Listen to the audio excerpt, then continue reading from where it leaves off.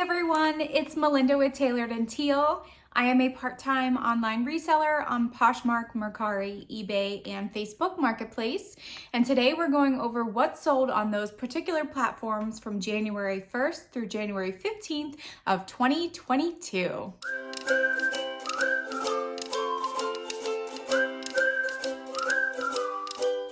Welcome to the first What Sold video of 2022, where I go over my sales on all the platforms that I sell on.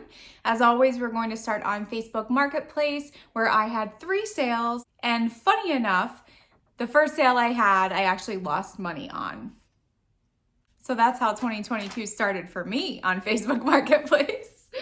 All right, so it was actually a lot of 30 pendants and brooches or pins. These I've just been kind of collecting them. I did try to sell a lot of these individually, but obviously no one had purchased them, so I put them in a lot. These sold for $21, and after my cost of goods and fees, I was left with $1.72 in the red.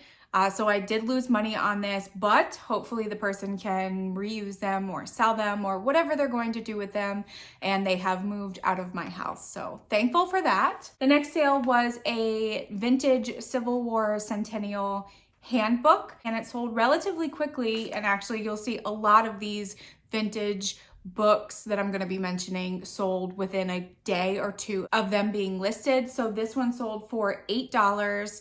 And it was a free to me item, so complete profit.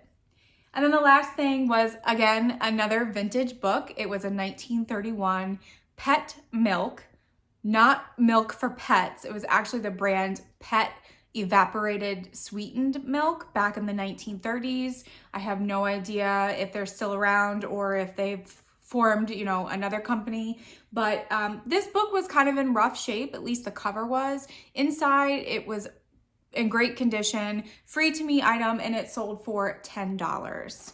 So of my 3 Facebook Marketplace sales, I made $64 in sales, $4.83 in fees, giving me a profit of $59.17. And I will go over all of my profits, including my cost of goods and fees, everything at the end. So stay tuned for that. Next, moving on to Mercari, where I actually had a bunch of sales.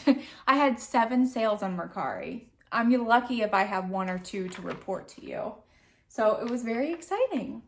First up on Mercari was a No Boundaries white and black hooded sweatshirt. No Boundaries is just from Walmart, but it came in a men's ThredUp rescue box. I still listed it because the comps were actually okay. I mean, they were selling anywhere from $15 to $20. Mine did have a few small stains on it that I did not stain treat, but this particular hoodie sold for $14, so happy with that profit. Next was a lot of 2 Maybelline concealers. These were the Dream Lumi concealers in color medium, I believe. I've had these listed since 2019, so there are no expiration dates on the bottom. For a lot of sealed cosmetics, it only expires when you open the item. So it'll say like 6 months or 3 months or whatever it is.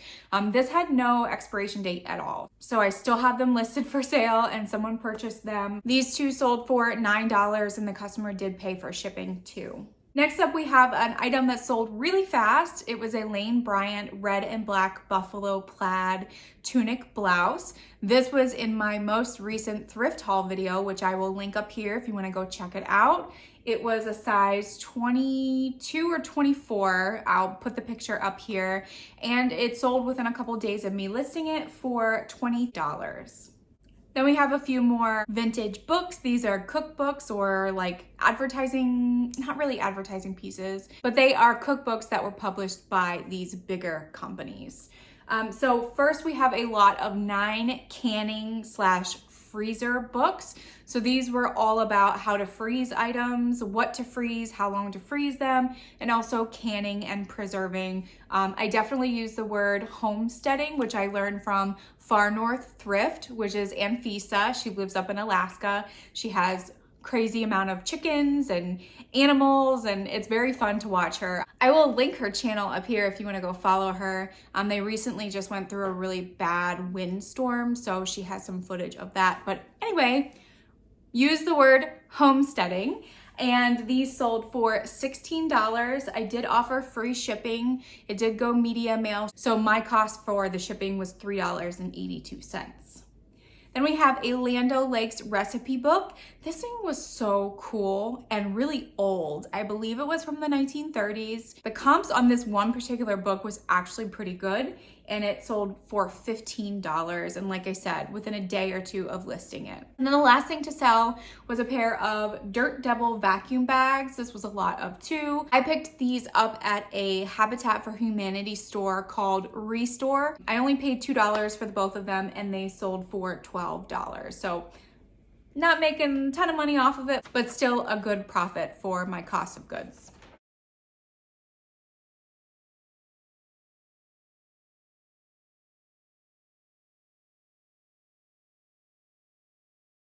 So of my 7 Mercari sales, we had $109 in sales, $16.17 in fees, my free shipping of $3.82, giving me a profit of $89.01. Then we're moving on to Poshmark, where I only had 8 sales. I'm not really sure what's going on with Poshmark, but it's not the breadwinner anymore. But still very thankful for every sale that I get. So the first sale on Poshmark I thought was kind of ironic because it was on January 1st and they purchased a lot of Christmas socks.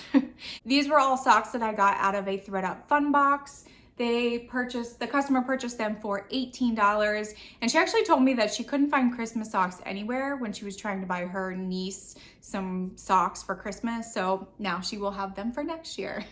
Next, we have a Relic Brown leather belt. I got a box of belts from a yard sale for $2, so my cost of goods was very low. I paid 21 cents for this if you cost average them all out. It was in okay shape, but it did sell for $15. Next was a pair of Gap Outlet legging skimmer patchwork jeans. These actually sold within a few hours of me listing them. They were an excellent size 18, and I know that one of my followers on Instagram purchased them, but I'm not sure if she is a subscriber on YouTube. But if you are, thank you so much. You made my day. And they sold for $18. Next up is the most beautiful necklace I think I've ever seen so far in my reselling career. It was a periwinkle natural stone, possibly blue lace agate, mother of pearl dyed pieces to kind of look like coral. It was a very, very chunky necklace. It had a really heavy duty magnet because this thing weighed almost 1 pound. It was so incredibly heavy, but just well made, beautiful. I listed it for $50 because I couldn't really find anything else that looked like it. My Posher VA sent out a 20% offer of $40 with discounted shipping, and that is what it ended up selling for. And I got really good reviews from the buyer, so super happy with that sale. Next up, another quick sale. This was a persnickety girls skirt. It was a patchwork skirt, or cut and sew is another keyword that you can use. It sold within, I think, a day or two of me listing it for $17. Next up was a pair of Urban Outfitters mustard yellow suede heels. These came out of a ThredUp rescue box. They weren't in the best shape in terms of the suede. I tried to clean it up as best that I could. They still sold for $16, and the customer did give me a good review saying that she absolutely loves her new shoes. Next is an Antibes blank black new with tags knotted front top. This came out of a ThredUp mixed item box. The customer and I went back and forth. She originally wanted me to sell it for $8. It was new with tags. It was a quality feeling piece. We went back and forth and we ended up on $10, and I only made around $3.78 on that. But that's okay because it's been listed for a while. And then the last thing to sell was a New York & Company new with tags orange and green cold shoulder blouse. This had like chains and flower print. It very much reminded me of like Gucci in the 1990s or early 2000s. One of those designer companies had those big heavy chain prints everywhere, and it sold for $14. So of my 8 Poshmark sales, I had $148 in sales, $30.70 in fees, I gave out a few shipping discounts, $4.50 worth, giving me a profit of $112.80 and an average sales price of $18.50. And I forgot to mention my Mercari average sale price was $15.57. So now moving on to eBay, where we had 17 sales. I'm not gonna go over every single sale, but I have highlighted a few to go over. And the first one I wanna go over is a pair of Chico's bright green capri pants.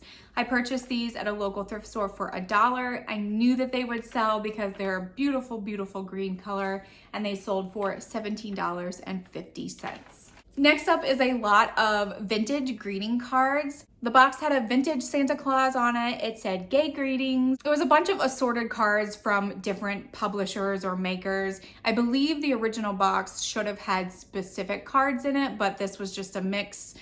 It was free to me, so I just listed it as is. It sold within a few days of me listing it, and they sold for $17. Then we have a pair of teal Cabbage Patch shoes. Plastic shoes that belong on a vintage Cabbage Patch doll. They reminded me of Converse.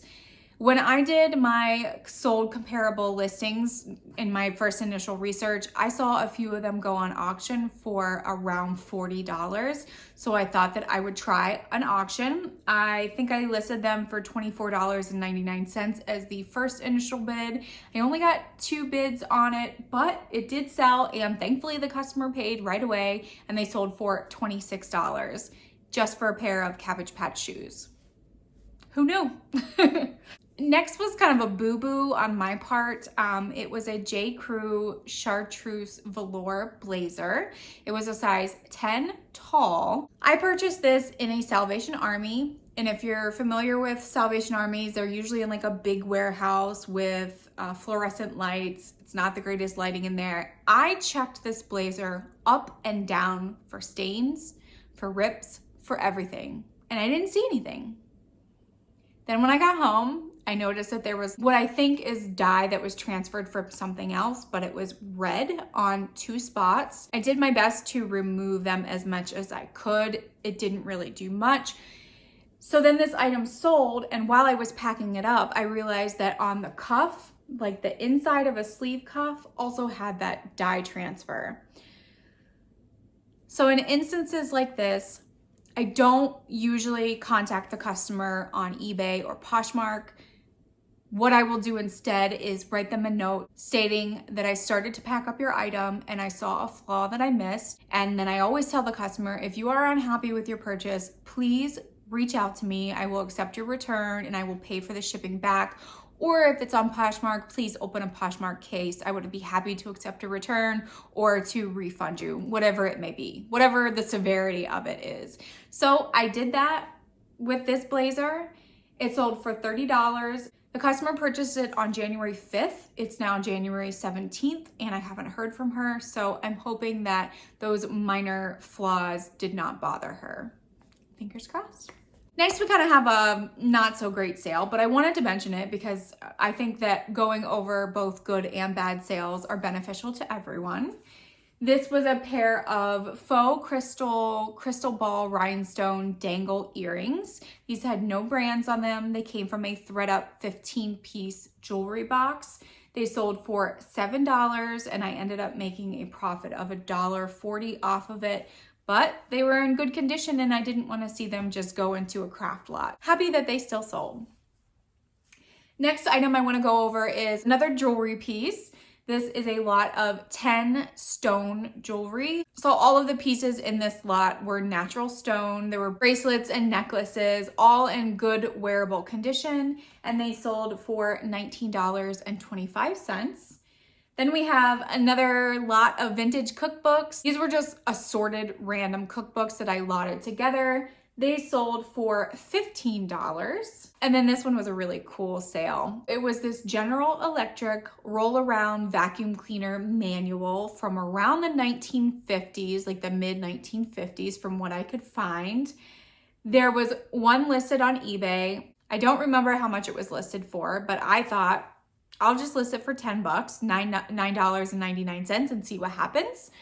The next morning I woke up and I had a full price sale of that item. Just a tiny, tiny little manual, but I suggested that it might be good for like a theater prop or a movie prop. A really cool and interesting sale. And then another lot of cookbooks. These were Betty Crocker cookbooks.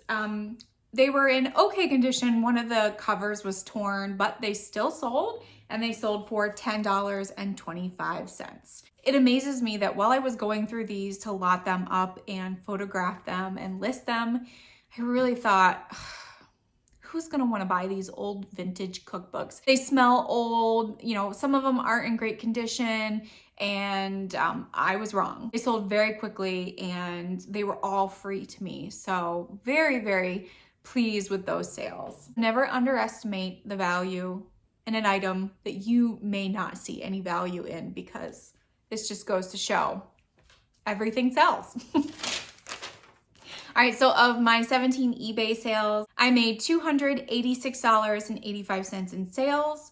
I made a shipping profit of $31.04 because what I pay for shipping versus what I charge the customer is actually less because I go through eBay shipping. There was $72.70 in fees, giving me a profit of $245.19. Now moving on to my total numbers, we had 35 sales on all 4 platforms combined, $607.85 in sales, $101.68 in fees and shipping discounts. And cost of goods this time was $126.42, giving me a net profit of $379.75. And the average cost for each item that sold was $3.61. I hope that your sales are doing just as well. eBay has definitely picked back up, so super thankful for that.